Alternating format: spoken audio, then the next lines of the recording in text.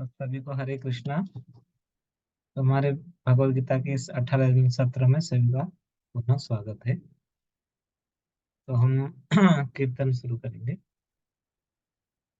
श्री गुरु चरण पद्म केवल भक्ति सद्मा वंदे मुई सावधान ते बंद मुई सावधान ते यार प्रसादे भाई ए भव तोरिया जाई कृष्ण प्राप्ति हो जहा होते कृष्ण प्राप्ति हो जहा होते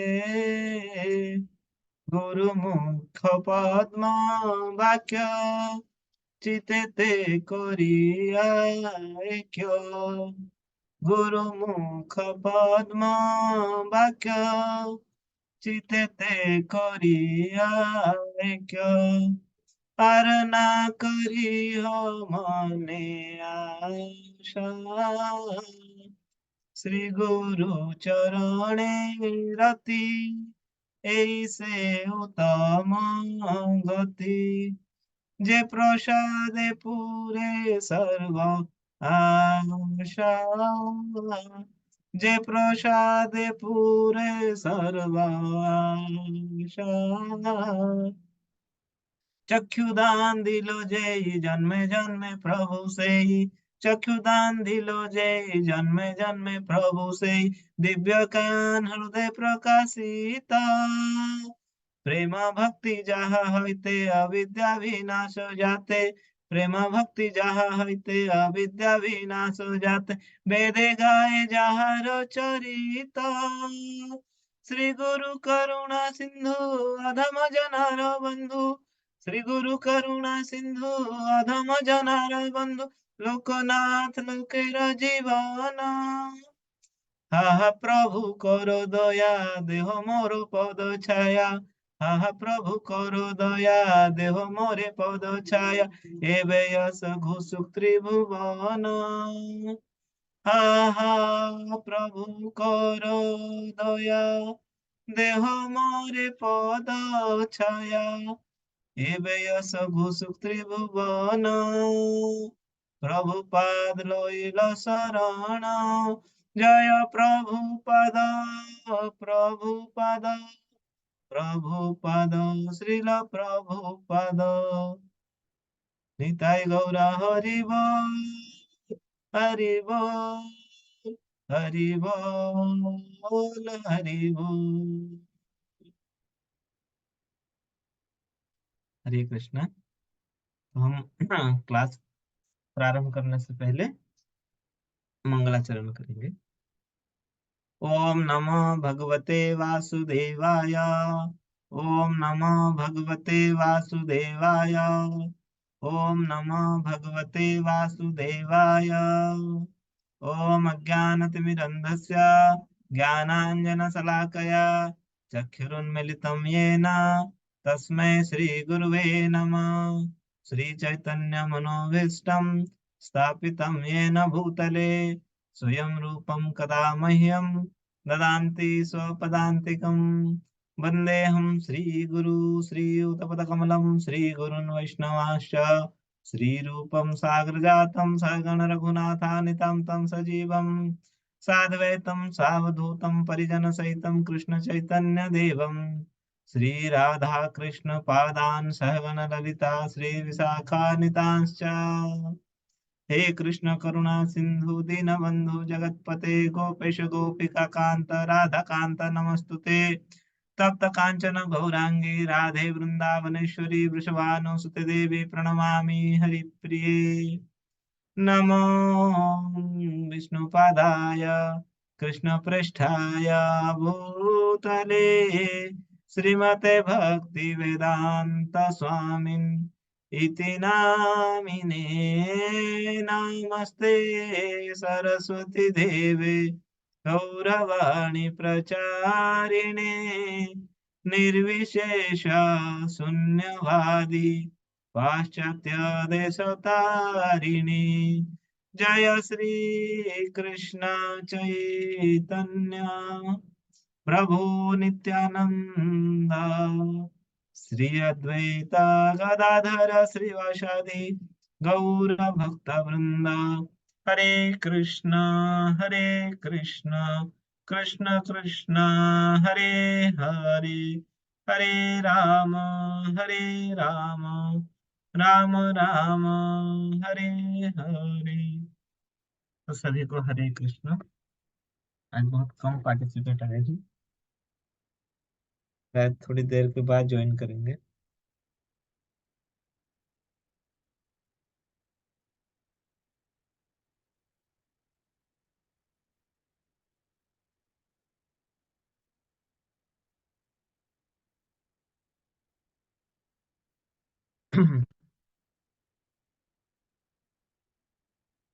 हरे कृष्ण माता जी, आवाज आ रही है मेरी साहब?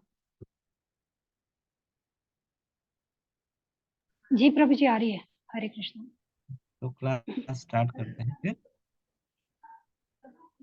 तो जैसे हमने अध्याय 7 में क्या देखा था कि अध्याय 7 में भगवान ने अपने प्रकृति के बारे में बताया था कि परा प्रकृति होती है, अपरा प्रकृति होती है।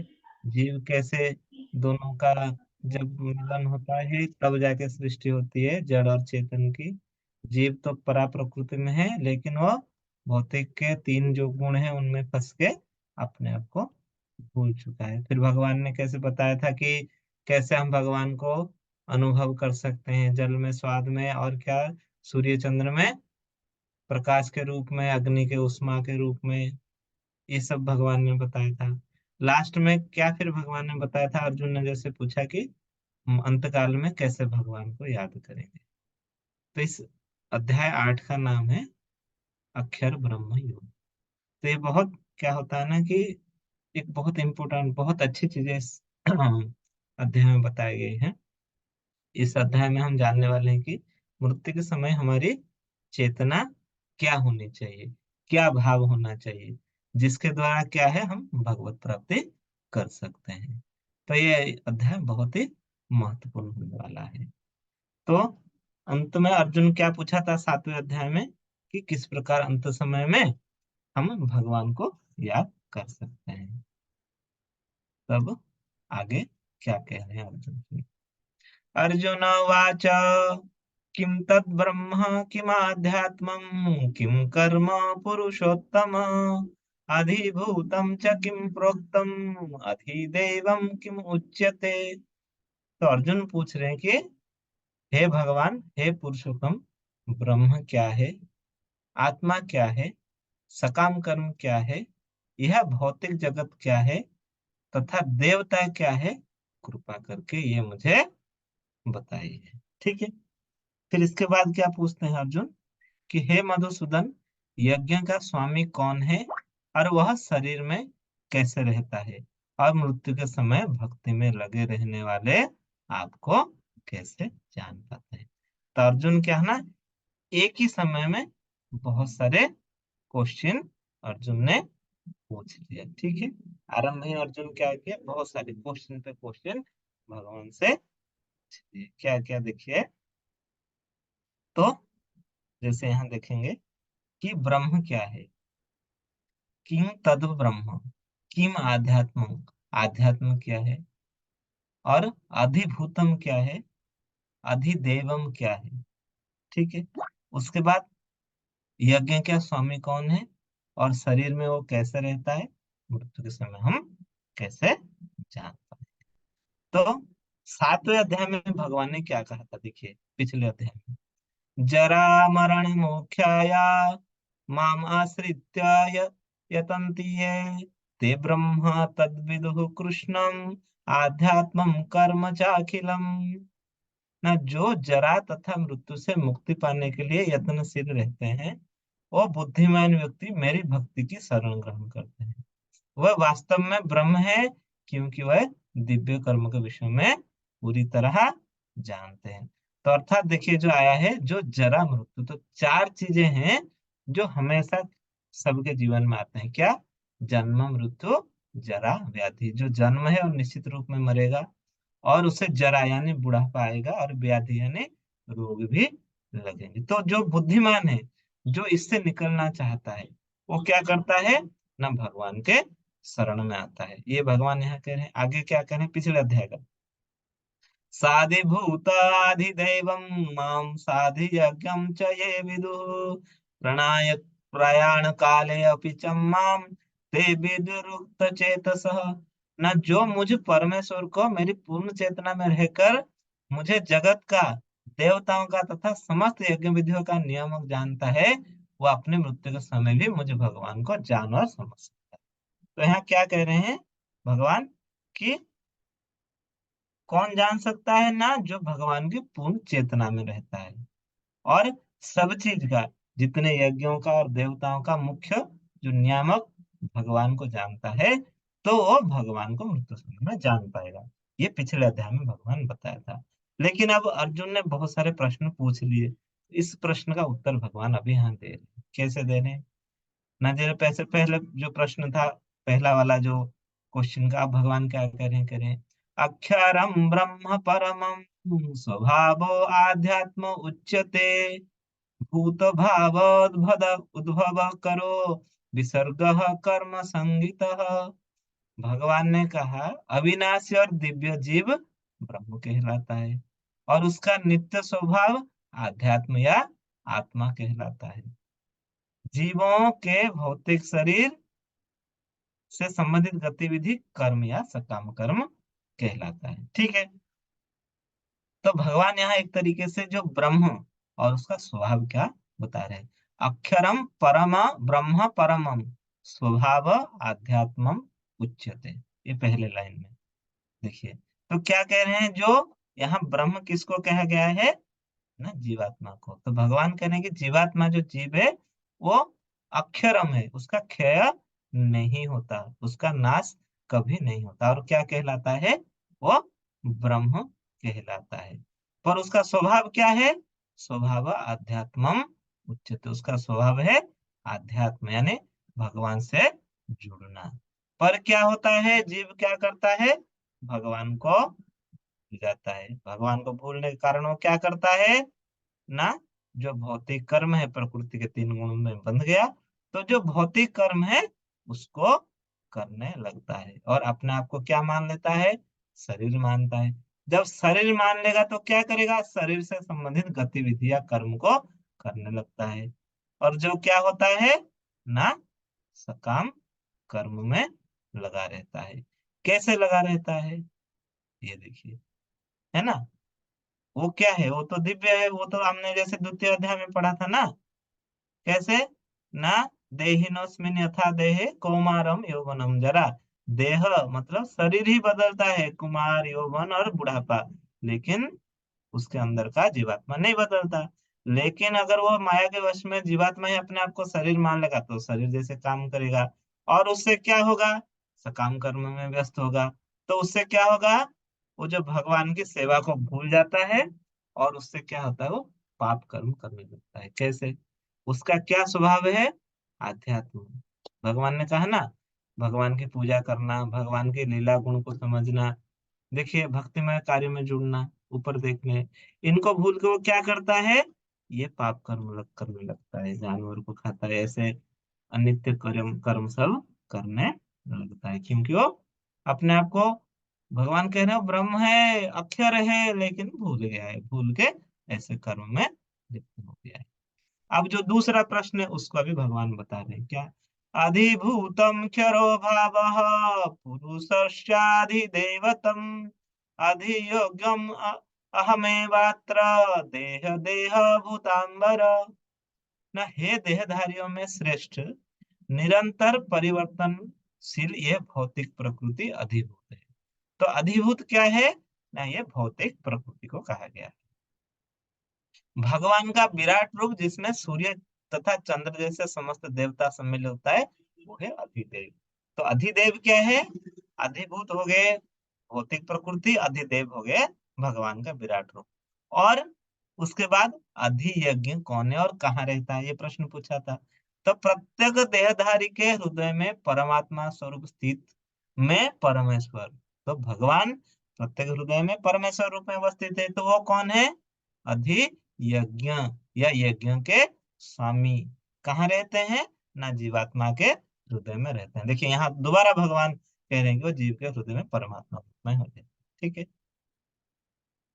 तो इसको कैसे जानेंगे? देखिए, ये देखिए यहाँ भगवान ने कैसे समझाया है कि ब्रह्म किसको कहा गया है?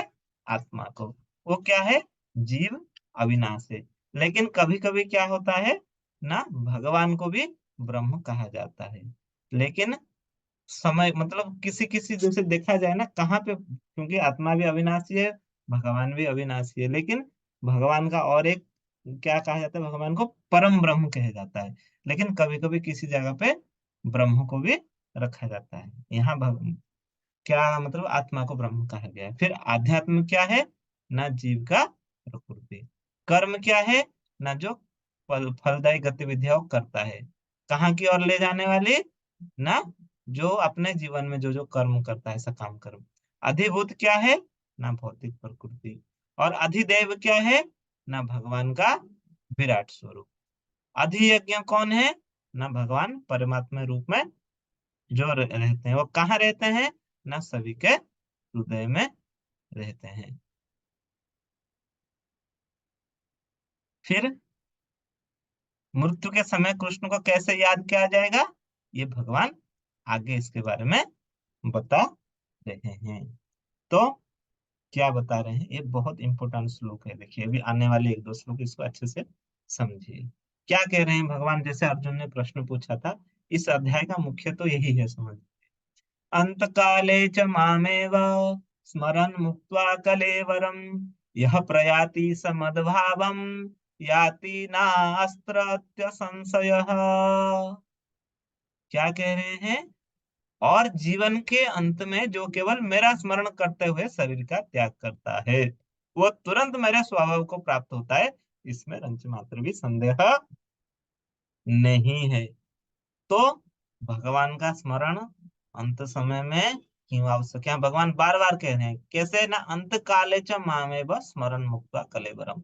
जो अंत समय में मुझे स्मरण करके शरीर को छोड़ता है, यह प्रयाति से मदभावम याति नास्य अत्र संशय। इसमें थोड़ा सा भी संशय नहीं कि वो मेरे पास आ जाएगा, भगवान खुद कह रहे हैं। तो हमें भगवान का स्मरण क्यों करना आवश्यक है अंत समय में, और किस प्रकार हम इसको कर सकते हैं, यहाँ पर भगवान ने बता रहे हैं। तो भगवान क्या करें, अंत समय में जो मुझे याद करेगा, इसमें कोई संशय नहीं कि वो मेरे पास आएगा, निश्चित मुझे प्राप्त करेगा। तो भगवान एक तरीके से क्या कर रहे हैं ना, गारंटी दे रहे हैं कि निश्चित रूप में तुम मेरे पास आओगे। तो मृत्यु क्या है? एक तरीके से एक परीक्षा है, एग्जाम है। ये परीक्षा सभी को देनी है, चाहे कोई छोटा हो बड़ा हो कोई भी हो, सबको मृत्यु आनी है। हर कोई मृत्यु को निश्चित रूप से प्राप्त करेगा, है ना, कोई भी इससे बच नहीं सकता। तो इसकी तैयारी हमें कैसी करनी है, भगवान हमें ये अध्याय में यही बता रहे हैं कि मृत्यु की तैयारी कैसे करनी। तो आप मुझे बताइए, जैसे भगवान यहाँ क्या कह रहे हैं कि अंत समय में जो भगवान को याद कर लेगा, भगवान के पास चला जाएगा, है या नहीं?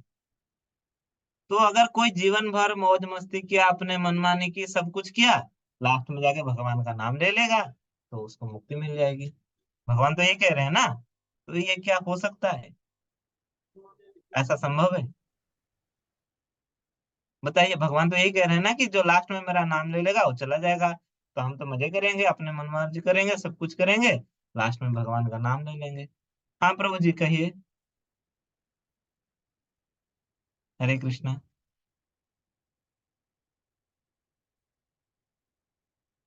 हरे कृष्णा प्रभु जी कहिए, अनम्यूट करिए अपने आप को और कहिए। हरे कृष्ण प्रभु जी। मैं ये कहना चाहती हूँ कि अगर कोई जीवन भर ही हाँ अ, पाप काम करने लगे, तो फिर मृत्यु के अंतिम क्षणों में वो कभी भी भगवान का नाम स्मरण नहीं कर पाएगा। तो वही सब दोहराएगा, उसने जीवन भर जो जो किया है वो कर्म, ओके, और वो मनुष्य को याद करेगा जिसके साथ उसने समय व्यतीत किया है। बिल्कुल बिल्कुल, बहुत अच्छा। क्योंकि यही होता है, हम जीवन भर जो करते हैं, देखिए बचपन से बच्चा किसके साथ सबसे ज्यादा रहता है, उसके मुंह में किसका नाम रहता है, अपने माँ का। उससे कहीं पे भी छोटा सा चोट लग जाए, कहीं गिर जाए, उसके मुंह से पहले किसका नाम निकलता है, मम्मी, माँ, यही तो कहता है। क्यों? क्योंकि वो जीवन भर अपने जो बचपन से अपने माँ को ही देखा है, माँ को ही जाना है, माँ के साथ ही रहता है। तो ठीक वैसे जीवन भर हम जो करेंगे, ऐसा कभी भी संभव नहीं कि लास्ट में हम, जीवन में हम जो कुछ भी करेंगे, अंत समय में ऐसा नहीं हो सकता कि हम सब कुछ छोड़ के भगवान का नाम याद कर ले या भगवान को याद कर ले। तो मृत्यु परीक्षा की तरह, जैसे मैंने कहा था, तो परीक्षा के लिए हमें क्या करना पड़ता है, तैयारी करना पड़ता है। कब से तैयारी करना पड़ता है पेपर के लिए? साल भर हम तैयारी करते हैं। साल भर तो मान लो बचपन से ही हम तैयारी करते हैं, पहले छोटे पेपर देते हैं स्कूल में, बचपन में, फिर बड़े में, फिर ये नौकरी वोकरी करने के लिए और बड़े पेपर देते हैं, इंटरव्यू देते हैं, है नहीं?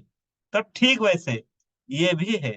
तो मृत्यु की तैयारी हमें कैसे करनी है, भगवान ये बता रहे। तो हमें ये तो पता नहीं कि कब हमारी मृत्यु हो जाएगी, इसकी तैयारी कैसे करेंगे? अगर हम देखेंगे तो जैसे किसी बच्चे को हम पूछते हैं कि हाउ ओल्ड आर यू, है नहीं? या किसी बूढ़ा बूढ़े मतलब आदमी को पूछते हैं आप हाउ ओल्ड आर यू, कहते ना I am 5 year old, I am 7 year old, I am 50 year old। तो क्या है इसका मतलब? ओल्ड का मतलब क्या है? ओल्ड का मतलब अर्थात वो बता रहा है कि हम कितने करीब है मृत्यु के, इतना समय हम जी लिए हैं, है या नहीं? हम कितने मृत्यु के निकट जा रहे हैं। तो हम अगर जैसे देखेंगे, भागवतम में आया है परीक्षित महाराज। तो परीक्षित महाराज को यह श्राप मिल गया था कि वो 7 दिन में उनकी मृत्यु हो जाएगी। तो उनको पता था कि 7 दिन में मेरी मृत्यु होने वाली है। तो उन्होंने क्या कहा, ना उन्होंने क्या किया, ना सुखदेव गोस्वामी के पास जाके भगवान के बारे में सुने, जिसको कि हम भागवत के रूप में सुनने को अभी हम उसको पढ़ पा रहे हैं, जान पा रहे हैं, है ना? तो उनको तो पता था कि 7 दिन में उनकी मृत्यु होने वाली है। हमें पता है हमारे पास कितने टाइम है, हम 7 दिन में मरेंगे, 7 मिनट में या 7 सेकंड में मृत्यु हो जाएगी, हमें किसी को पता नहीं कि अगले क्षण क्या होने वाला है। तो इसकी जो तैयारी हमें शुरू से ही प्रारंभ कर देनी चाहिए, बचपन से ही करना चाहिए। कैसे? ना गुरु, साधु या किसी भक्त के सानिध्य में जाके, तभी हम भगवान के बारे में जान पाएंगे। कभी कभी देखो कुछ लोग कहते हैं कि अरे ये भक्ति भक्ति तो बुढ़ापे का काम है, अभी से क्यों करते हो? तो एक बात बताओ, भगवान को मुरझे हुए फूल देते हैं या ताजे ताजे फूल देते हैं? ताजे ताजे फूल ही देते हैं। तो प्रयास करना चाहिए कि बचपन से ही हम भगवान को स्मरण कर पाए, याद कर पाए।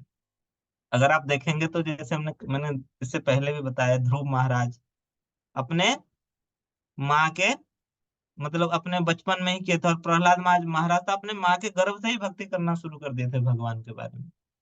तो ठीक ऐसे प्रभुपाद जी ने भी बचपन से ही अपना भक्ति शुरू कर दी थी। तो ऐसे ही भी हमें क्या है ना, लास्ट तक हमें क्या है ना, नहीं रहना चाहिए। अभी जैसे आप सब लोग आए, बहुत अच्छी बात है। जब मनुष्य का मृत्यु होता है, गरुड़ पुराण में लिखा गया, अंत समय में उसे लाखों बिच्छू डंक मारने से जैसा दर्द होता है, ऐसा दर्द होता है। ऐसे दर्द में तो अपने आप के बारे में भी कुछ नहीं सोच सकता, भगवान के बारे में कहाँ से सोचने लगेगा? तो ये बिल्कुल संभव नहीं है। तो आगे भगवान क्या कह रहे हैं देखिए, इसके आगे ना इस समय एक बढ़िया से देखिए आया, महाभारत से एक श्लोक आया है। जब जो पांडव वन में गए होंगे, यक्ष और युधिष्ठिर का संवाद होता है, ये तो आपने सबने सुना होगा। तो एक श्लोक आया है, जैसे यक्ष का प्रश्न होगा कि जो संसार का सबसे बड़ा आश्चर्य चीज क्या है ना? कौन सा चीज सबसे ज्यादा आश्चर्यजनक है?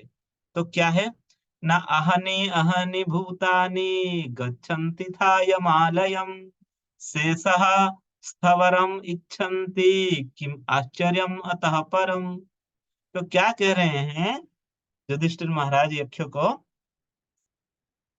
कि सैकड़ों और हजार जीवित संस्थाएं, अर्थात जो जीवात्माएं हर पल मौत से मिलती है, लेकिन फिर भी एक मूर्खतापूर्ण जीवन जीने वाला खुद को मृत्यु समझता है और मृत्यु के लिए तैयार नहीं होता है।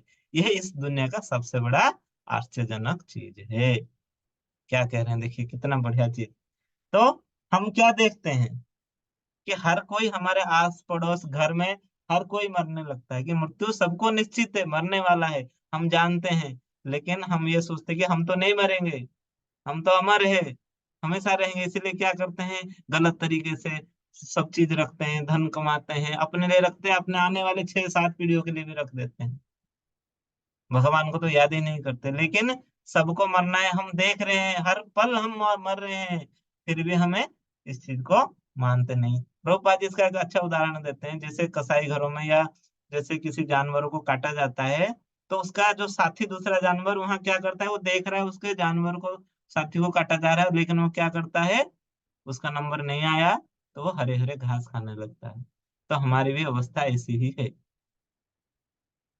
आगे क्या कह रहे हैं भगवान देखिए।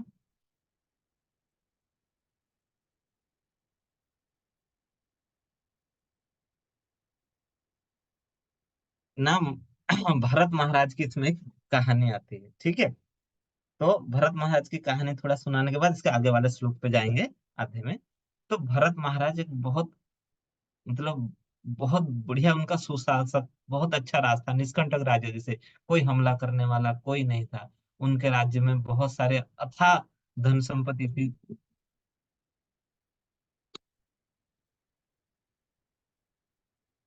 कृष्ण माता जी साउंड आ रहा है अभी? आ रहा है प्रभु जी साउंड, अच्छा, आवाज वो क्लियर बैटरी है। डाउन होगी तो। हाँ। तो क्या हुआ ना, उनके पास बहुत सारे धन संपत्ति थी और निष्कंटक राज्य था। लेकिन उनमें ये आ गया कि मैं अभी ये सब छोड़ देता हूँ, विरक्ति भाव आ गया कि मैं अकेला जंगल चला जाऊंगा, जंगल में अपना भगवत प्राप्ति के लिए प्रयास करूँ। तो वो सब कुछ छोड़ के जंगल चले गए। तो एक दिन वो जंगल में तपस्या कर रहे थे, सुबह सुबह अपना जो नहा धो के आ रहे थे, तो उन्होंने देखा कि एक हिरनी के पीछे एक शेर पड़ा हुआ है, शिकारी। तो हिरनी दौड़ते हुए आई। हिरनी गर्भवती थी, और एक जो पानी का स्रोत बह रहा था उनके आश्रम के पास, हिरनी जैसे उसे कूदी, तो उसका जो बच्चा वहां जन्म हो गया और पानी में गिर गया, और हिरन को, जो माँ को, वो शिकारी जंतु खा गया।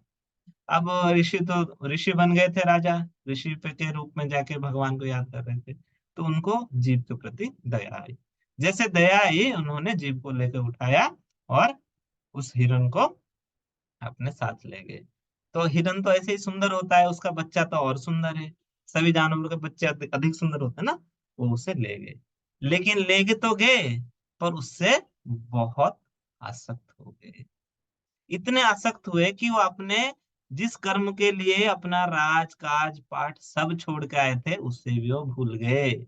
भगवान को याद करते समय, यज्ञ करते समय भी वो किसके बारे में सोचते थे?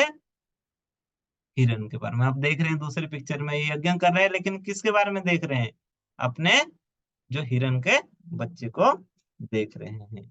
तो क्या हुआ ना, इन्होंने इतने सारे काम किए, पूरा जीवन, मतलब सब कुछ त्याग दिया, लेकिन हिरन के बच्चे के प्रति बहुत आसक्त थे। वो कहीं दूर चला जाता था तो सोचते थे मेरा हिरन कहाँ गया, कभी कोई शिकारी उसे खा तो नहीं लिया, क्या हुआ, इसके बारे में वो सोच रहे थे और बहुत परेशान हो रहे। अब उनका आगे का क्या हुआ, हम ये श्लोक पढ़ने के बाद उस पर चर्चा करेंगे, ठीक है। ये श्लोक में भगवान क्या कह रहे हैं देखिए।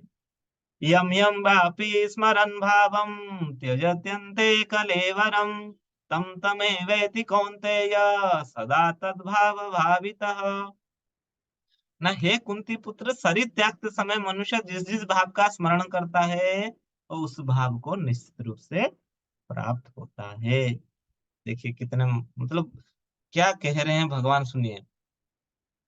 तो क्या है ना, जो मृत्यु के समय जिस जिस भाव का, जिस जिस चेतना में वो रहेगा, स्मरण करेगा, वो निश्चित रूप से उससे प्राप्त होगा। मतलब जिस चीज के बारे में सोचेगा, अगले जन्म में वो उसी भाव में जाएगा, उसी रूप में जाएगा। एक तरीके से हम स्वयं ही जिम्मेदार हो रहे हैं कि अगले जन्म में हम क्या बनेंगे। कैसे ना, देखिए, जैसे हम क्या कह रहे हैं कि पूरे जीवन में हम जो काम करेंगे, है या नहीं, अपना मन चेतना जिसमें लगाएंगे, तो क्या होगा, मृत्यु के समय भी हमें वही चीज याद याद आएगा। क्यों? क्योंकि हम उस चीज से ज्यादा आसक्त हो रखे हैं। जैसे कोई भी चीज हो, कोई बिजनेस करता है, कोई, जैसे आपने देखा होगा कभी कभी कोई अपने परिवार वालों से बहुत आसक्त होता है, मृत्यु के समय वो सबको देखना चाहता है या नहीं? कोई कोई खाने पीने में इतना आसक्त होता है, लास्ट में बोलता है मुझे ये चीज, रसगुल्ला चाहिए, गुलाब जामुन चाहिए मरने के समय। कोई कोई अपने बिजनेस में इतना आसक्त होता है, वो कहता है कि भाई मैं शरीर छोड़ूंगा, लेकिन मेरे बाद मेरा बिजनेस का क्या होगा, ये सब चीजें क्या होगा। तो वही है ना, तो जीवन भर हम जिस चीज के प्रति आसक्त रहेंगे, अंत समय में क्या होगा ना, हमें वही चीजें याद आएगी, और उसी चेतना से हमें अगला शरीर वैसे ही मिलेगा। तो जिस भाव से, जिस चेतना से हम शरीर को त्यागेंगे, उसी चेतना से हमें दूसरा शरीर अपने कर्मों के अनुसार, चेतना के अनुसार प्राप्त होगा। एक ऐसे छोटी कहानी है कि मैं इसमें बताना चाहता हूँ। एक दुकानदार थे बनिया, उन्होंने क्या किया ना, अपने दुकान बढ़िया अच्छे से चला रहे थे, बहुत अच्छा पैसा आ रहा था, तो दुकान के प्रति वो बहुत आसक्त थे। अब क्या हुआ ना, उनके 3 बच्चे थे, तीनों की उन्होंने शादी कर दी, घर में बहू आ गई, बच्चे आ गए, सब हो गए। अब दुकान के प्रति इतने आसक्त थे, वो दुकान में बैठ नहीं पाते थे, लेकिन दुकान की हमेशा याद करते थे कि कैसे दुकान में मेरा चलेगा, क्या होगा। तो जब उनका मृत्यु समय आ गया, तो सारे बच्चे उनको देखने आए। तो उन बच्चों को क्या कर रहे हैं, यार तुम सब लोग यहाँ मेरे पास हो, तो दुकान में कौन बैठा है, कौन है दुकान में। तो अर्थात अंत समय भी उनको किसका भाव आ रहा है कि उनका चेतना कहाँ है ना, जिस चीज के प्रति वो आसक्त है, दुकान में है या नहीं। तो ठीक वैसे ही है।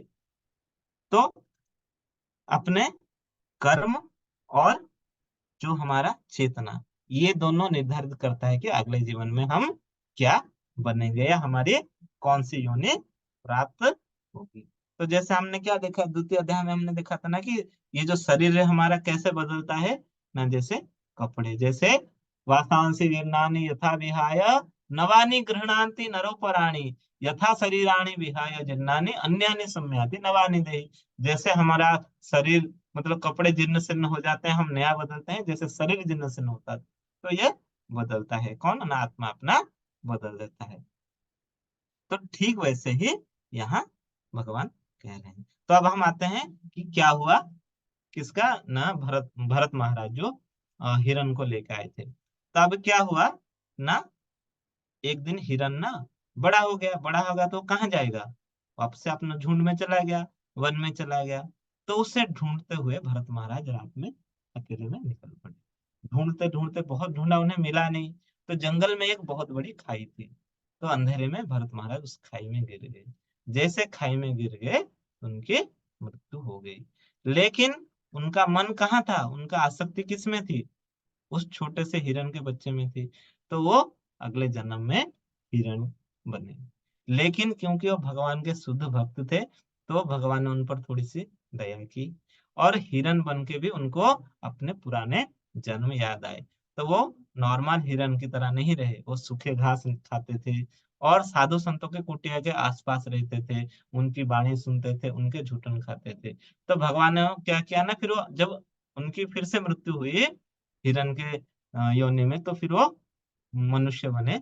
जो जड़ भरत की कहानी आपने सुनी होगी, बहुत लंबी कहानी है, तो वो जड़ भरत बने। जड़ भरत का मतलब वो बचपन से ही जड़ थे, भगवान को याद करते थे, किसी से ज्यादा बातचीत नहीं करते थे।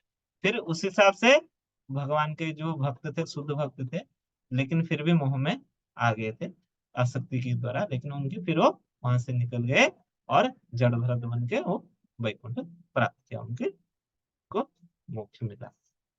तो कहने का तात्पर्य यह है कि मृत्यु के समय हम जिस चेतना में, जिस कर्म में रहेंगे, क्योंकि जीवन में जो जो सोचे होंगे, जो जो आसक्ति होगी, उसी चीज को ही हम याद करेंगे।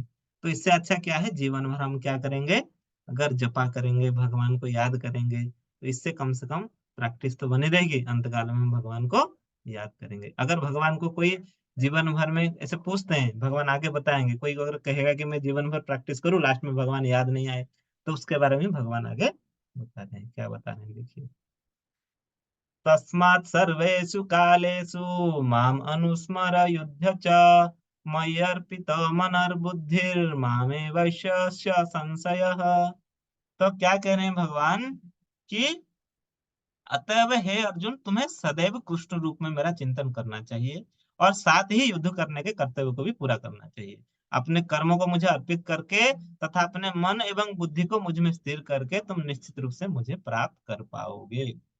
तो भगवान यहाँ क्या कह रहे हैं कि कर्म को नहीं छोड़नी है। अर्जुन को कह रहे हैं ना, तुम्हें युद्ध करना है, लेकिन अपने कर्तव्य कर्म को ऐसे करो कि मुझे याद कर पाओ, है नहीं? मुझे याद करके अपना कर्तव्य कर्म करो, तुम्हें छोड़ना नहीं है। और क्या करें, मयर्पितो मनोबुद्धि, है ना? तो क्या करें कि अपने मन बुद्धि को मुझ पर लगा के काम करो, तो क्या होगा ना, निश्चित रूप से तुम मेरे पास आओगे, मुझे प्राप्त करोगे। कैसे कर्म करना है भगवान को, खाली भगवान के पास या भगवान के भक्ति नहीं करनी है, अपने निश्चित कर्म को करके कर्म को नहीं छोड़ना है। आगे क्या कह रहे हैं भगवान, देखिए, अभ्यास योग युक्तेन चेतसा नान्यगामिना परमं पुरुषं दिव्यम याति पार्थि अनुचिंतयम्। ना क्या कह रहे हैं, हे पार्थ, जो व्यक्ति मेरा स्मरण करने में अपना मन निरंतर लगाए रखकर अविचलित भाव से भगवान के रूप में मेरा चिंतन करता है, वह मुझको अवश्य ही प्राप्त होता है। तो भगवान यहाँ बार बार देखिए एक चीज पर जोर दे रहे हैं, क्या, कि मुझे प्राप्त होता है, मेरे पास आता है, मेरे धाम को आता है। बार बार ये कह रहे हैं, नहीं कह रहे?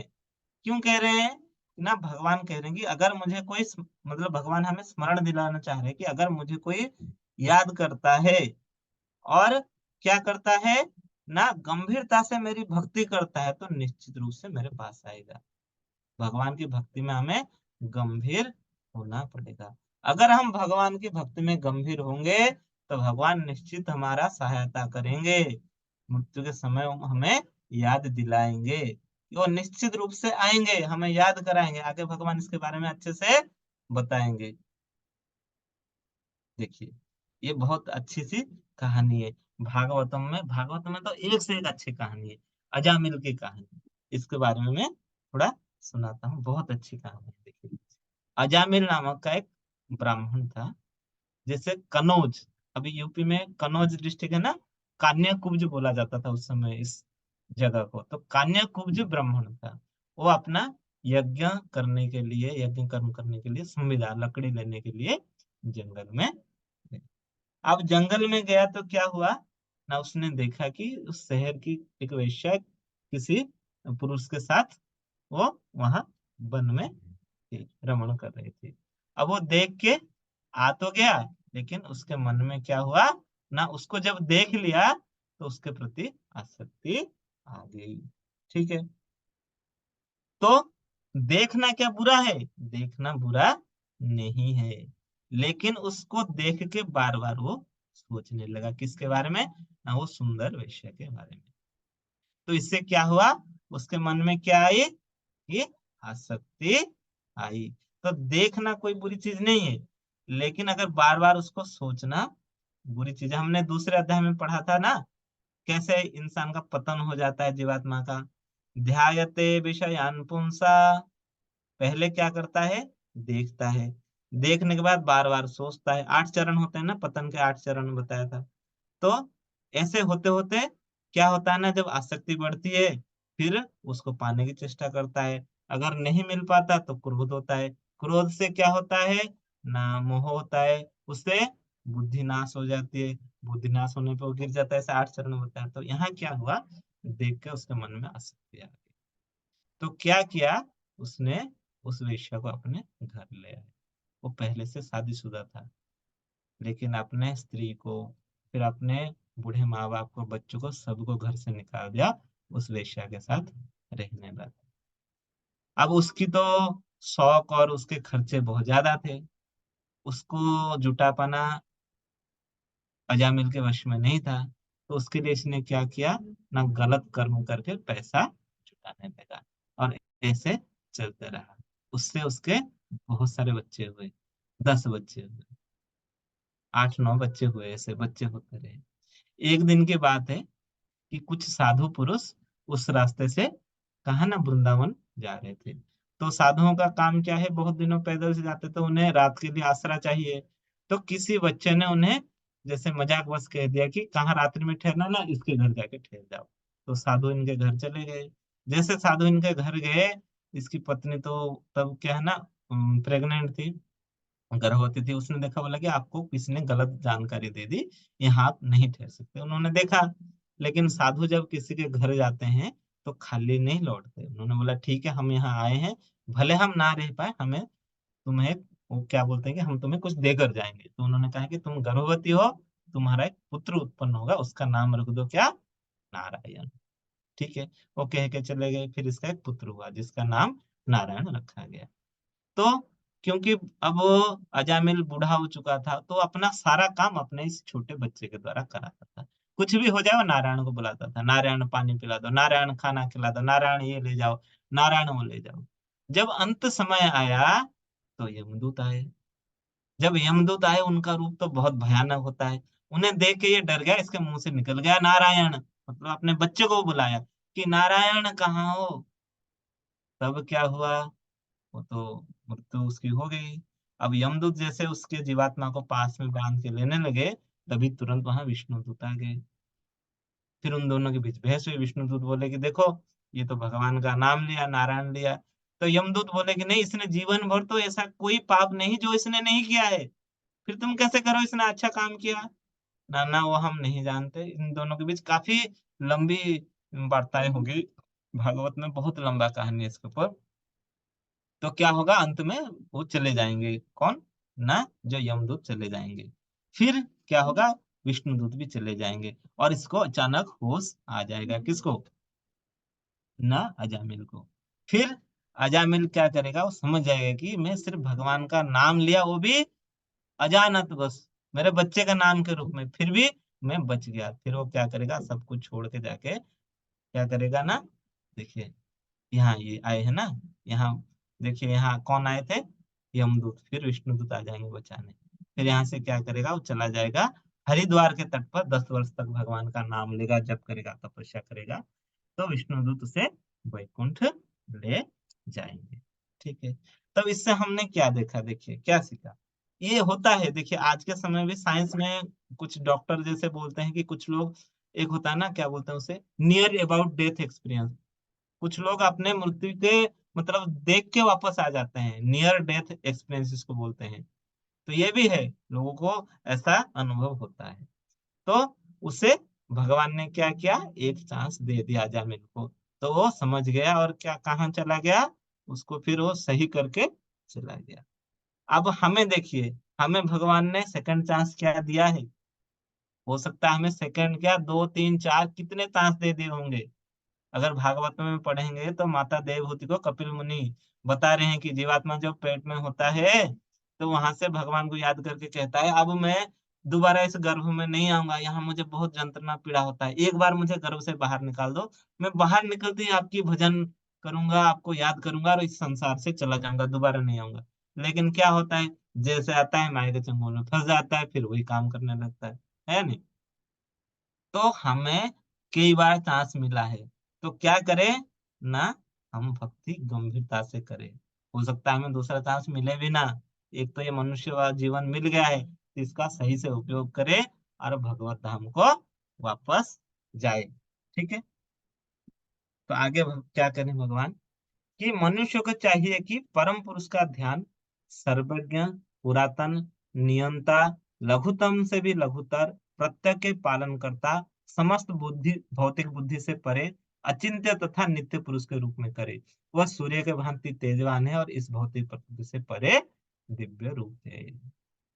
तो यहाँ देखेंगे तो भगवान कह रहे हैं कि भगवान को हम कैसे याद कर सकते हैं, भगवान के कौन से रूप को। भगवान जो कहते हैं भगवान निराकार नहीं है, भगवान यहाँ खुद कह रहे हैं भगवान क्या है, सर्वज्ञ, पुरातन, नियंता, मतलब छोटे से भी छोटा, बड़े से भी बड़ा।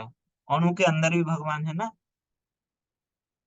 अब जैसे भगवान ने कहा था सबके हृदय में मैं वास करता हूँ, हर चीज में वास करता है, और पालन करता, सभी के पालन करता, सभी भौतिक बुद्धि से परे, अचिंत्य, वो अचिंत्य, और क्या, नित्य, वो हमेशा रहता है। तेज कैसे ना, सूर्य के भांति, और इस भौतिक प्रकृति से परे है, उनका दिव्य रूप है। इसको हमें ऐसे परम पुरुष का ध्यान करना चाहिए। तो अगर हम देखेंगे तो सारे, देखिए सारे देवता, देवा देवी भी क्या करते हैं, ये संदेश देते हैं कि भगवान का हम ध्यान कर, जैसे ये करते हैं। अब देखिए यहाँ जितने देवता है, ब्रह्मा समेत सारे देवता भगवान का ध्यान करते हैं। अगर एक बुक आती है, अ, वो है, उसका नाम मुझे ध्यान नहीं आ रहा है। हम्म, तंत्र संहिता। तंत्र संहिता में क्या है ना, शिव जी पार्वती जी को भगवान के बारे में बता रहे हैं, भगवान और उनके भक्त के बारे में उसमें बता रहे हैं। और विष्णु पुराण में और शिव पुराण में भी ऐसे कथाएं आती है जिसमें महादेव माता पार्वती को भगवान और उनके भक्तों के बारे में बताते हैं कि कैसे भक्ति करना चाहिए, कैसे आगे बढ़ना चाहिए। तो जब इतने महान देवता भगवान का स्मरण कर रहे हैं, ध्यान कर रहे हैं, हम तो कुछ जीव है, हमें भी ये करना चाहिए। अब भगवान क्या कह रहे हैं देखिए। तो भगवान कह रहे हैं कि माम उपत्यय पुनर्जन्मम दुखालयम अशाश्वतम नाप्नुवन्ति महात्मानम संसिधिम परमाम गता। ये 8.15 आ गया ना। इससे पहले भी एक श्लोक है, जैसे भगवान क्या कह रहे हैं कि कैसे हम भगवान को, अगर जैसे कोई कहता है कि भगवान को हम कैसे अच्छे से याद कर पाए, तो एक श्लोक इससे पहले भी थोड़ा सा इसके बारे में मैं बता देता हूँ। आता है, भगवान क्या करें, अनन्यचेताः सततं यो मां स्मरति नित्यसः तस्याहं सुलभं पार्थ नित्ययुक्तस्य योगिनः। तो भगवान करेगी, हमेशा जो भगवान का ध्यान चिंतन करता है, अंत समय में क्या होता है, भगवान उसे सुलभ से, तस्याहम सुलभम, ठीक है, भगवान उसे सुलभ मतलब कोई कठिनाई होती, भगवान को याद करता है, स्मरण कर पाता है। तो भक्त ऐसे ही चिंतन करता है, कैसे ना, भक्त अपना सारा काम भगवान के लिए करता है, अपने लिए नहीं करता, अपना इंद्रियों की तृप्ति नहीं करता। अगर वो कुछ भी खाना बनाना तो सोचता है आज क्या बनाऊं भगवान के लिए, आज कौन सी भोग लगाऊं। अगर कोई कपड़ा लेने जाएगा तो भगवान के आज कैसे श्रृंगार करूं, कौन से उनके लिए वस्त्र बनाऊं, तो यही सोचता रहता है। तो जो ऐसे भगवान को सोचता है उसके लिए भगवान सुलभ होते हैं। उसके आगे भगवान कह रहे हैं, मामुप मामुपैत्य पुनर्जन्मम दुखालयम अशाश्वतम नाप्नुवन्ति महात्मानः संसिद्धि परमाम। तो मुझे प्राप्त करके महापुरुष जो भक्ति योगी है कभी भी दुखों से पूर्ण इस अनित्य जगत में नहीं लौटते, क्योंकि उन्हें परम सिद्धि प्राप्त हो चुकी है। तो भगवान क्या कह रहे हैं कि दुखालयम अशाश्वतम, ये बहुत एक अच्छा शब्द है, इसको याद रखिए। दुखालयम अशाश्वतम, तो जो ये पृथ्वी लोक है ये क्या है, दुखालयम, मतलब ये दुख का घर है। जैसे विद्यालयम विद्या का घर, कार्यालय कार्य का घर, ये ऐसे दुखालय है।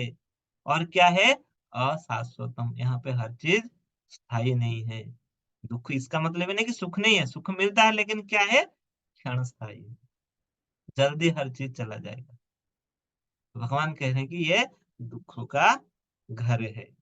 तो जैसे कैदी जेल में कोई पैदा हुआ, जेल में रहा, जेल में बढ़ा हुआ, वो आगे दूसरी दुनिया क्या, जेल से बाहर भी कोई चीज वो जानता है उसके बारे में, नहीं जानता, उसके लिए तो जेल ही सही है।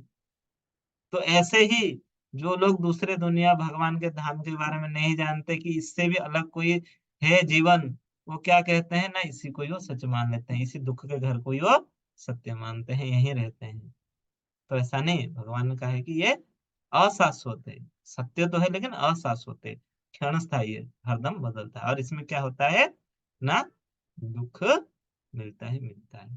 तो जैसे मैंने इससे पहले भी कहा था, हमें सेवा करनी ही है, किसकी, अगर माया की करेंगे, अगर माया की नहीं करेंगे तो भगवान की करेंगे, भगवान की करेंगे तो माया से दूर जाएंगे, माया से बाहर जाएंगे, और भगवान की नहीं करेंगे तो माया में फंसे रहेंगे। तो ये हमारे ऊपर है, हम किसका साथ देते हैं, किसकी सेवा करते हैं। अब भगवान आगे क्या बता रहे हैं, भगवान आगे ये बता रहे हैं कि तो हम कैसे करें किसकी, जैसे सब इससे पहले आया था ना कि कहाँ कहाँ है कि जो देवता की पूजा के बारे में भगवान बताया था, यहाँ भगवान कह रहे हैं क्या, आ ब्रह्म भुवनालोके पुनरावृत्ति सोऽर्जुन मामुपते तो कौन्तेय पुनर्जन्म न विद्यते। तो इस जगत में सर्वोच्च लोक से लेकर निम्नतम सारे लोग दुखों के घर है, जहाँ जन्म तथा मरण का चक्र लगा रहता है, किंतु हे कुंती पुत्र, जो मेरे धाम को प्राप्त कर लेता है वो फिर कभी भी जन्म नहीं लेता। तो क्या कह रहे हैं कि ब्रह्मा के लोक, ब्रह्मलोक से लेकर नीचे जो लोक है, तो ब्रह्मा जी के लोक तक जन्म मृत्यु भगवान के ऊपर, ये हो गया। नीचे जो लोक है सब, हर जगह क्या है, जन्म मृत्यु जरा व्याधि, जहां जाकर फिर से वापस आना पड़ेगा पृथ्वी लोक में। लेकिन कहाँ जन्म नहीं होता, ना भगवान के धाम में।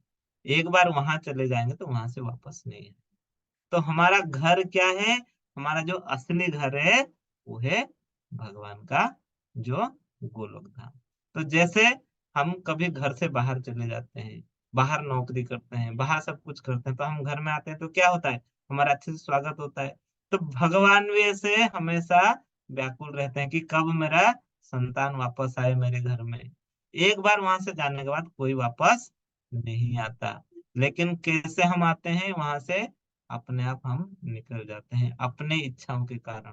जैसे हम बाहर जाते हैं, घर से नौकरी करते हैं, अपने दुनिया बनाना चाहते हैं, अपना भोग करना चाहते हैं, इसलिए हम घर से बाहर आते हैं, तब हम यहाँ पे आके फंस गए हैं। जैसे देखेंगे तो जो समुद्र के किनारे छोटे बच्चे रेत पे खेलते हैं, अपना घर बनाते हैं, पति पत्नी मिल जाते हैं, मम्मी पापा बन जाते हैं, ऐसे खेलते हैं नहीं खेलते हैं, कब तक, शाम तक। जब वापस मम्मी पापा बुलाएंगे, चलो शाम हो गया घर चलो, सब वापस चले जाते हैं। यहाँ तो भगवान हर बार बुला रहे हैं कि तुम आओ तुम आओ, लेकिन हम इसी को ही अपना घर मान रहे हैं, ये जेल को अपना घर मान के यहीं फंसे रह जाते हैं। तो क्या होता है ना, भगवान खाली आते नहीं, संदेश भी भेजते हैं। कैसे, ना कभी शास्त्र के द्वारा, जैसे भगवत गीता में बताए हैं, कभी गुरु के द्वारा, कभी भक्तों के द्वारा हमें चेताते हैं कि तुम अपने घर जाओ, मैं भेज रहा हूँ। ये हमें बताते हैं कि ये दुखालय, हम जैसे यहाँ बताया गया है, हमारा घर भगवान का घर है, जहाँ जन्म मृत्यु नहीं होता, जहाँ जाकर वापस नहीं आना पड़ता। तो भगवान इसके बारे में आगे बता रहे हैं। देखिए, इसके बारे में हम आगे चर्चा करेंगे कि कैसे हैं।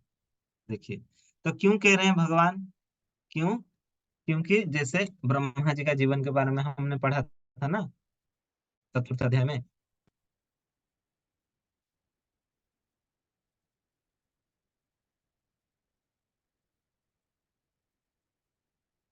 कि ये पढ़ा था ना कि ब्रह्मा जी का दिन क्या है, इतनी वर्ष है, एक दिन की जो एक कल्प था।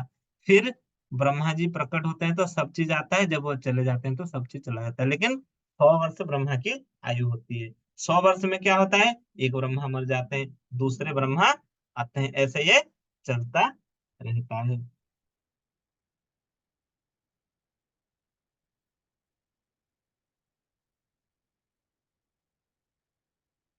तो ये देखिए, तो आगे भगवान क्या कह रहे हैं कि भगवान का अ, अपना लोक के बारे में बता रहे हैं। इससे इससे इसके अतिरिक्त एक अन्य अव्यय प्रकृति है जो शाश्वत है और इस व्यक्त तथा अव्यक्त पदार्थ से परे है। यह परा, श्रेष्ठ और कभी ना नाश होने वाली है। जब इस संसार का सब कुछ लय हो जाता है तब भी उसका नाश नहीं होता। तो भगवान क्या करें कि भगवान के धाम की महिमा के बारे में बता रहे हैं कि ये जो प्रकृति हम देख रहे हैं, भौतिक प्रकृति, इस संसार से अलग भी एक संसार है, जहाँ क्या है ना, सब चीज श्रेष्ठ है, सब चीज सही है, वहां कोई भी ऐसी चीज नहीं है जो क्षय होने वाली है। ये जब ना नष्ट हो जाएगा, ये भौतिक प्रकृति सब नष्ट हो जाएगा, लेकिन उसका कभी भी नाश नहीं होता। वो किसका धाम है ना, वो भगवान का धाम है। वो क्या है ना, जैसे कहते हैं वो अव्यक्त रूप में है, अतिरिक्त है, वो अव्यय प्रकृति है। ये तो क्षय होता है, व्यय होता है, लेकिन वो कभी क्षय व्यय नहीं होता। वो क्या है ना, भगवान का अपना लोक है। ब्रह्म संहिता में एक आता है, चिंतामणि प्रकर सदृश कल्प वृक्ष लक्षावृतेषु सुरभिरभिपालयन्तम् लक्ष्मी सहस्र शत संभ्रमं सेव्यमानम् गोविंदमादि पुरुषम तमहम भजामि। तो ब्रह्मा जी भगवान की स्तुति करते हैं तो क्या कहते हैं ना, भगवान का धाम चिंतामणि है, और वहाँ कल्प वृक्ष है, जो भी इच्छा करो मिल जाता है। और क्या है ना, वहाँ सुरभि गाय है, जिससे दूध हमेशा मिलती है। और लक्ष्मी सहस्र शतस, हजार लक्ष्मी भगवान की सेवा करती है। ऐसा उनका धाम है। आगे 15 अध्याय में भी भगवान कहेंगे कि उनका धाम कैसे ना, तद न तद भासयते सूर्य न शशांक न पावकः यद् गत्वेन निवर्तन्ते तद्धाम परमं मम। ये भी भगवान बताएंगे कि मेरा धाम क्यों है, आगे बताने वाले। तो ये देखा जाए ना, ये भक्तों द्वारा तैयार किया गया है गोलोकाचार। क्या है ना इसमें, इसको मैं भेज दूंगा आपको पीडीएफ में, इसमें जूम करेंगे तो शायद, देखता हूँ तो फिर चलेगा नहीं, फट जाएगा, पढ़ नहीं पाएंगे इसे। तो इसमें क्या दिखा गया है कि देखिए, अगर इसे देखेंगे तो नहीं मिल गया, नहीं चल पाएगा ये शायद। तो इसमें देखा गया है कि, देखिए,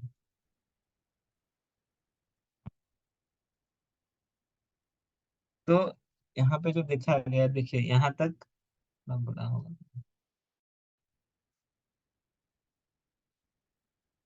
हाँ, तो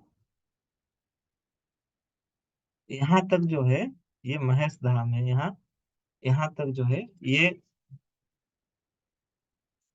यहाँ तक है ये आध्यात्म लोक। देख रहे हैं ये जो गोल है, ये भगवान का गोलक धाम वृंदावन कहा जाता है। यहाँ देखिए ये है महेश लोक, जहाँ शंभु रहते हैं। यहाँ जो शिव जी का शंभु रूप रहते हैं, आदि शंभु, यहाँ तक उनका लोक है।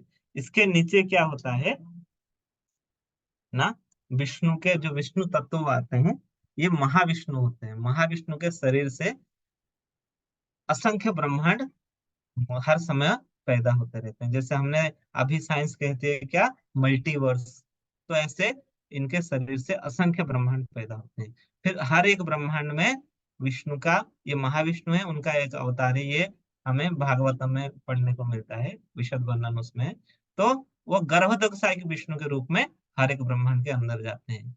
फिर उनके जो नाभि से एक कमल नाड़ होता है, जिसके ऊपर ब्रह्मा जी जन्म लेते हैं, ब्रह्मा जी का प्रकट होता है। फिर ब्रह्मा जी सृष्टि का निर्माण करते हैं। फिर भगवान जो अपना गर्भोदकशाही विष्णु से एक और विस्तार लेते हैं, क्षीरोदकशाही विष्णु, जो हर किसी के परमात्मा के रूप में बैठते हैं। तो जो ये कमल का नाड़ है, इसके बीच में पृथ्वी लोक है, जो भूलोक है। ऊपर इसके ऊर्ध्वलोक है, जैसे स्वर्ग, स्वर्ग से ऊपर और है जनलोक, तपलोक, महरलोक, ऐसे सबसे ऊपर ब्रह्मलोक है। और नीचे भी क्या है ना, पाताल, सुताल, बिताल, अताल करके ऐसे लोक है। तो जब ब्रह्म, जैसे भगवान ने कहा कि आ ब्रह्म भुवना लोके, जब ब्रह्मा जी के साथ जब प्रलय होता है, ये सारे चीज खत्म हो जाते हैं। लेकिन क्या कभी भी खत्म नहीं होता, जो अभी भगवान ने बताया, अव्यक्त प्रकृति जो भगवान का अपना लोक। फिर भगवान वहां अपने अनंत लीलाएं करते रहते हैं।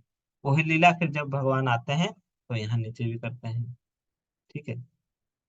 तो इससे पहले एक प्रश्न आया था कि अंत काल में अगर हमने, एक आया था ना कि हमने जीवन भर भक्ति किया, सब कुछ किया, अगर लास्ट में भगवान को याद नहीं कर पाए तो क्या होगा। ये प्रश्न आता है ना कि हमने जीवन भर तो याद किया, लेकिन लास्ट में भगवान को याद नहीं कर पाएंगे तो क्या होगा। तो भगवान जोर देकर कहते हैं कि अगर कोई मुझे याद करता है तो निश्चित रूप से मैं उसे प्रकट हो जाता हूँ, उसके सामने आ जाता हूँ, उसे अपना हाथ पकड़ के लेता हूँ। एक स्त्रोत है मुकुंद माला स्त्रोत बोल के, एक छोटा सा बुक है, राजा कुलशेखर द्वारा उनके क्या किया था, इसके ऊपर प्रभुपाद जी ने लिखा है। आप इसको ऑनलाइन भी देख सकते हैं, खरीद सकते हैं। इसको हमसे क्या कह रहे हैं, न कृष्णा त्वदीय पाद पंकज पंचरत्नम अद्वैवमेव विशातु मनसा राजहंसम प्राण प्रयाण समये कपपबात पित्ते कंठ अवरुद्धना विदौ स्मरणम कुतस्ते। न हे कृष्ण, कृपया मेरे मन को तुरंत अपने कमल के फूलों के पैरों की ओर जाने दे, जैसे कि राजहंस कमल के फूलों के तने में प्रवेश करता है। जब मेरी अंतिम सांस का समय, मेरा गला हवा, पित्त और कफ की क्रिया से संकुचित हो जाता है, तो मैं आपको कैसे याद रख पाऊं। तो राजा कुलशेखर कह रहे हैं कि मुझे, मेरा अभी मैं स्वस्थ हूँ, मैं अभी ठीक हूँ, मेरा जो मन है आपके चरण कमल पे ले जाइए, क्योंकि बाद में जब अंत समय आएगा, मेरा गला हवा, पित्त और कफ से ढक जाएगा, मैं आपको कैसे याद कर पाऊँ। तो भगवान इसमें कहते कि मैं आके अपने भक्त को ले जाता हूँ उठा के, जो मेरी नित्य भक्ति करता है उसको मैं दर्शन दे देता हूँ, जैसे विष्णु देव के समय मृत्यु के समय क्या हुआ, स्वयं कृष्ण उनके सामने उपस्थित थे। फिर आगे भगवान क्या कह रहे हैं, वेदेषु यज्ञेषु तपस्सु चैव दानेषु यत्पुण्यफलं प्रदिष्टम् अत्येति तस्तर्वविदं विदित्वा योगिं परम स्थानम उपेति चाद्यम। न जो व्यक्ति भक्ति मार्ग स्वीकार करता है वो वेदाध्ययन, तपस्या, दान, दार्शनिक तथा सकाम कर्म करके करने से प्राप्त होने वाले फलों से वंचित नहीं होता। वह मात्र भक्ति संपन्न करके इन समस्त फलों की प्राप्ति करता है और अंत में परम नित्य धाम को प्राप्त होता है।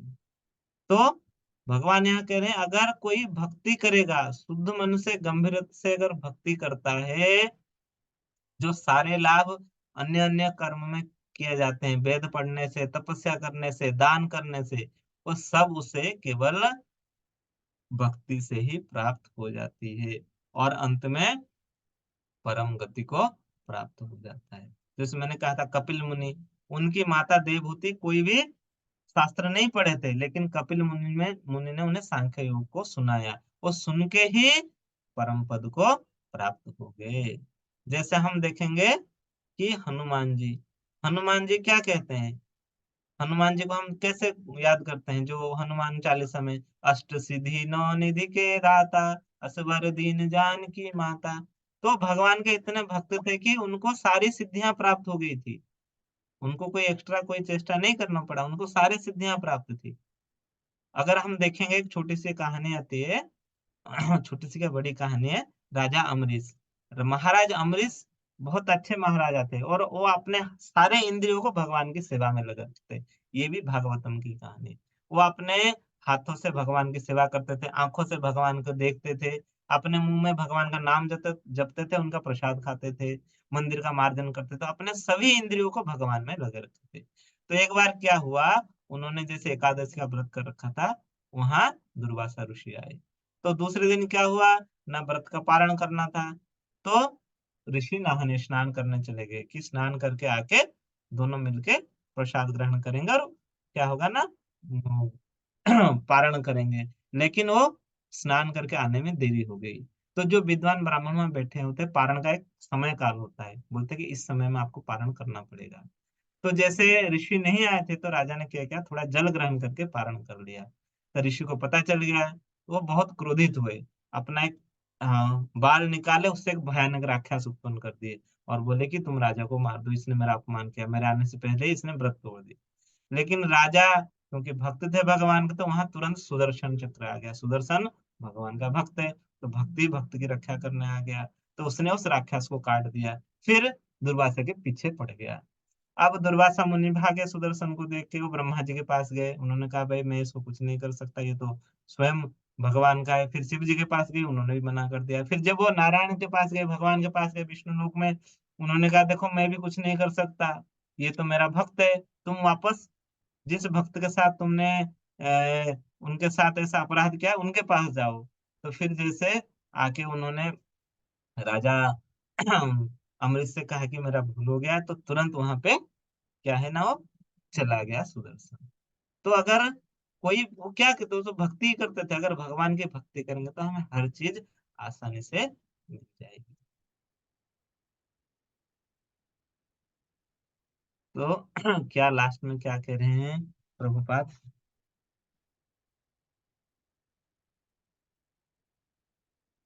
कि कृष्ण महानामृत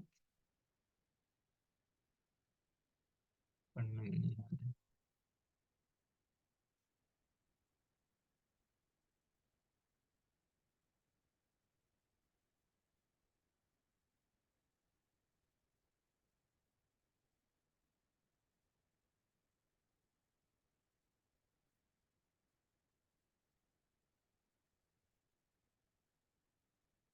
तो कृष्ण महानामृत की विशेषता यह है कि मनुष्य एक ही झटके में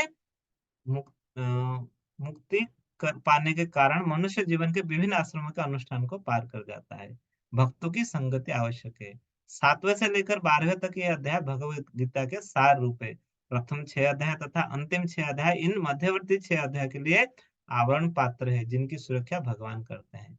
यदि कोई गीता के इन 6 अध्यायों को भक्त की संगति में भली भांति समझ लेता है, तो उसका जीवन समस्त तपस्याओं, यज्ञों, दानों, चिंतनों को पार करके महिमा मंडित हो उठेगा, क्योंकि केवल कृष्ण भावनामृत के द्वारा उसे इतने कर्मों का फल प्राप्त हो जाता है। जिसे भगवत गीता में तनिक भी श्रद्धा नहीं है, उसे किसी भक्त से भगवत गीता समझनी चाहिए मन धर्म से। तो यहाँ प्रभुपाद कह रहे हैं कि जो ये 6 अध्याय है, बहुत अच्छा है, इसको भली भांति समझ लेना चाहिए। अगर इसको कोई अच्छे से समझ लेगा तो उसको सभी, जैसे भगवान लास्ट में कहा है कि भक्ति करने से सब चीज प्राप्त हो जाए। फिर यहाँ देखिए इस अध्याय का सारांश। तो यहाँ अर्जुन के जो 8 सवाल है और उस भगवान उसके जवाब दिए। फिर ये मुख्य जो मृत्यु के समय में भगवान को क्यों याद करना, कैसे याद करना, फिर कैसे भक्ति द्वारा भगवान को याद करना, शुद्ध भक्त द्वारा कैसे याद करता है कोई, जैसे दुखालय में अशाश्वतम बताया गया है। भौतिक दुनिया और आध्यात्मिक दुनिया क्या है, भगवान ने बताया उनका धाम कितना नित्य है। तो फिर कृष्ण प्राप्त में शुद्ध भक्ति कैसे हमें फलदायी रहता है। हरे कृष्णा कृष्ण कृष्ण हरे हरे, हरे राम राम। तो यहाँ ये समाप्त होता है अध्याय। इसका रिगार्डिंग किसी का कोई प्रश्न है तो आप पूछ सकते हैं। इस अध्याय के रिगार्डिंग कुछ समझ में नहीं आया कुछ,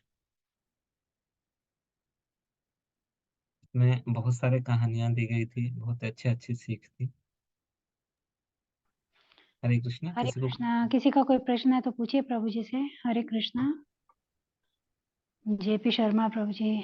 जेपी शर्मा प्रभु जी को आज ऐड किया प्रभु जी। कल जो आपने हाँ हाँ जिनको जोड़ा, हाँ हाँ पंकज प्रभु जी के पिताजी हाँ जी। हाँ। धन्यवाद। सुष्मिता माता जी। किसी का कोई प्रश्न है इस अध्याय के रिगार्डिंग, तो अगर आप सब समझ गए तो कल इसके ऊपर मैं कुछ प्रश्न पूछूंगा, आप तैयार रहिएगा। फिर अगर सबको सही से समझ में आ गया, ठीक है। और किसी ने क्विज रजिस्टर किया, क्विज करने का प्रयास किया?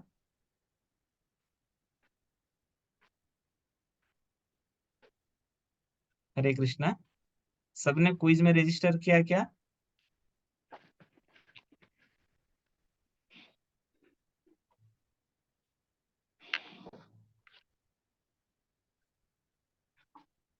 हरे कृष्णा। ठीक है माता जी, सुष्मिता माता जी ने कर लिया, तो आप प्रयास करिए, सारे क्वेश्चन को वहाँ अटेंड करिए और उसको सबमिट करिए 18 के 18 अध्याय। ठीक है। जब यहाँ क्लास, अभी तो आज 8वां है तो 8 तक आप कर दीजिए, जैसे क्लास आगे बढ़ता रहेगा। ये तो किसी का कोई प्रश्न नहीं है तो हम क्लास को यहाँ समाप्त करेंगे। वाञ्छा कल्पतरुभ्यश्च कृपा सिन्धुभ्यश्च च पतितानां पावनेभ्यो वैष्णवेभ्यो नमो नमः। अनंत कोटि वैष्णव वृंद की जय, श्रील प्रभुपाद की जय। कल का अध्याय बहुत अच्छा है, जय। आप थोड़ा समय पे आइए। भगवत गीता का जो बहुत मुख्य अध्याय है 9वां अध्याय है, क्योंकि ये बिल्कुल बीच में है, 18 में से 9, तो उसमें बहुत गुह्य ज्ञान भगवान ने बताया है। ठीक है, कल थोड़ा समय से 10 मिनट पहले आएंगे तो अच्छे से बहुत विस्तार से इसके ऊपर हम चर्चा करेंगे। हरे कृष्णा, सभी को हरे हरे कृष्णा कृष्णा। प्रभु जी। हरे कृष्णा प्रभु।